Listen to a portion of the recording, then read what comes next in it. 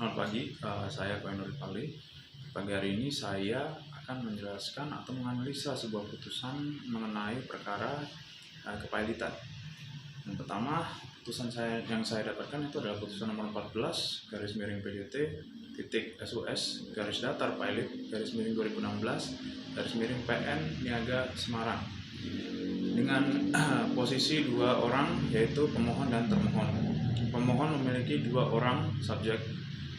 Yang pertama, Habasuni, pekerjaan wira swasta yang memiliki alamat di Tirta Bougainville 104 Geraha Tirta, RT 02 RW 13 Desa Nggas, Kecamatan Waru, Kabupaten Sidoarjo. Yang kedua, Ma Chin Leng atau pedagang, pekerjaannya lalu memiliki alamat di Simo Sidomulyo 714 RT 03 RW 17 Desa Patemon, Kecamatan Sawahan, Kota Surabaya. Lalu mereka memiliki seorang penasihat hukum, yaitu Ari Setiono SHMH, yang berkedudukan di Jalan Dr. Cipto, Semarang. Yang kedua ada termohon. Termohon itu berasal dari PT Andaman Delmar yang berkedudukan di Desa Banyudono RT 01 RW 2 Kecamatan Kaliori, Kabupaten Rembang, dan memiliki seorang kuasa hukum Fajar Purnama SHMH. Kita masuk ke dalam pertimbangan hakimnya. Pertimbangan hakim yang pertama, bahwa inti pokok dari permohonan pailit dari para pemohon adalah bahwa para pemohon telah memohon agar si termohon dinyatakan pailit dengan segala akibat hukumnya. Yang kedua, pemohon pailit perkara akuo telah mengemukakan hal-hal yang secara lengkap sebagaimana yang telah dimuat dalam permohonan seperti tersebut yang ada di atas. Bahwa terhadap permohonan pailit yang diajukan oleh para pemohon pailit, termohon pailit telah menanggapi yang secara lengkap sebagaimana telah dimuat dalam jawaban atau sebuah tanggapan seperti yang di atas dan dari tanggapan dan jawaban tersebut. Yang keempat, menguatkan dalil permohonannya. Kelima, termohonan pailit telah mengajukan alat bukti surat bertanda T garis datar 1 dan dengan T garis datar 5 dan tidak mengajukan seorang bukti saksi. Berikutnya, bahwa alat bukti yang diajukan oleh para pihak, yaitu para pemohon pailit dan termohon pailit, hanya mempertimbangkan sepanjang ada relevansinya. Bahwa memperhatikan dalil hukum para pemohon pailit dan termohon pailit serta alat-alat bukti yang diajukan di persidangan oleh masing-masing pihak. Bahwa mengajukan permohonan kepailitan ini, para pemohon pailit telah diwakili oleh advokat sebagai kuasa hukum mereka. Bahwa untuk dikabulkannya suatu permohonan pernyataan pailit secara tegas UU nomor 37 tahun 2004 tentang kepailitan dan penundaan kewajiban pembayaran hutang, pasal 2 ayat 1 junto pasal 8 ayat 8 ayat 4 ya, Undang-Undang Nomor 37 Tahun 2004 tentang kepailitan dan penundaan kewajiban pembayaran hutang.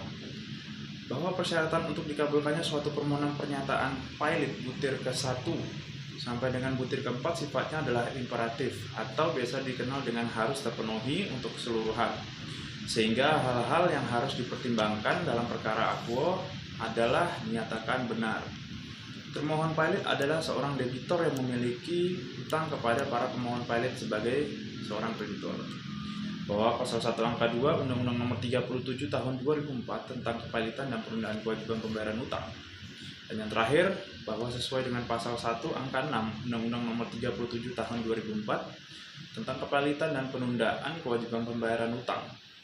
Yang dimaksud dengan utang adalah kewajiban yang dinyatakan atau dapat dinyatakan dalam jumlah uang baik dalam mata uang Indonesia maupun dalam mata uang asing. Lalu berikutnya kita akan masuk ke dalam amar putusannya. Amar putusan di dalam perkara ini salah satunya adalah mengabulkan permohonan para pemohon untuk keseluruhannya. Yang kedua, menyatakan termohon PT Andaman Delmar itu pailit dengan segala akibat hukumnya.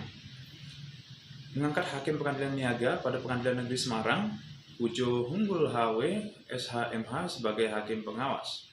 Mengangkat Dwi Heruwismanto Sidi SHMH selaku kurator dan menetapkan biaya kepailitan dan imbalan jasa kurator akan ditetapkan kemudian setelah kurator selesai menjalankan tugasnya dan proses kepailitan itu berakhir. Dan yang terakhir, menghukum termohon untuk membayar biaya perkara ini sebesar Rp2.911.000. Lalu ada pula, kita akan masuk ke dalam analisa putusan perkara yang saya ambil ini. Analisa pertama, dalam perkara ini pihak termohon itu membayar biaya perkara dan menetapkan PT Andaman Dalmar sebagai termohon yang dijatuhkan pilot oleh Majelis Hakim Pengadilan Niaga sesuai dengan dasar hukum, yaitu dengan UU Nomor 37 Tahun 2004 tentang kepailitan dan penundaan kewajiban membayar utang. Dan permohonan pernyataan pilot yang diajukan permohon telah memenuhi unsur dalam pasal 8 ayat 4 Undang-Undang Kepailitan Nomor 37 Tahun 2004. Lalu ada pula asas yang bisa dipakai dalam perkara ini, itu saya menggunakan asas keadilan, yang dimana ketentuan mengenai kepailitan dapat memenuhi rasa keadilan bagi para pihak yang berkepentingan, yang dimana pihak-pihak ini salah satunya adalah pihak termohon memiliki hutang terhadap si pemohon. Utang tersebut juga sudah jatuh tempo sebagaimana yang dijanjikan pada dasarnya dalam KUH Perdata 1320, yaitu syarat sahnya suatu perjanjian. Apabila mereka ingin melakukan sebuah kerjasama, mereka akan melaksanakan namanya perjanjian, yaitu perjanjian diatur dalam 1320 KUH Perdata, dan juga 1328 mengenai Pacta Sunt Servanda, yang dimana artinya bahwa kedua belah pihak atau subjek hukum tersebut memiliki perjanjian, yang dimana perjanjian mereka itu akan menjadikan kedua belah pihak itu sebagai hukum, atau menjadikan perjanjian tersebut itu menjadi hukum bagi mereka berdua. Dan apabila perjanjian mereka sebagaimana yang dituangkan dalam perjanjian bersama, maka pihak yang meminjam atau yang memiliki hutang harus melunasi sebagaimana yang sudah tertera di dalam perjanjian mereka. Maka untuk akhir dari penjelasan ini, saya mengucapkan terima kasih atas perhatiannya, dan apabila saya memiliki salah kata mohon dimaafkan. Dan ya, itu saja pada pagi hari ini, dan terima kasih dan stay safe.